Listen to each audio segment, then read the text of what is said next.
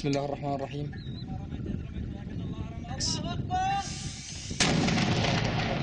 وما رميت لكن الله رمى. كتيب الشيخ الإسلام ابن تيمية للمهام الخاصة، لواء في الوجد حوران، السبت 16/11/2013.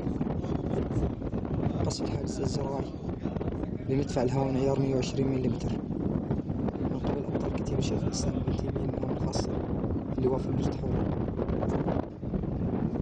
اللهم انصرنا وسدد رمينا.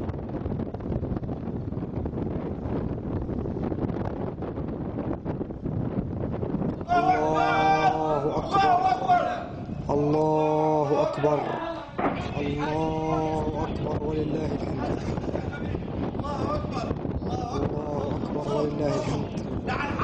تمت إصابة بناء الحاجز والذي يتواجد فيه عدد من شبيحة وعناصر النظام الأسدي الغاشم المجرم. الله أكبر. تركيز ضربات الهاون على هذا الحاجز المجرم لما قام به من عمليات وسخة تجاه المدنيين الأعزاء. الله أكبر.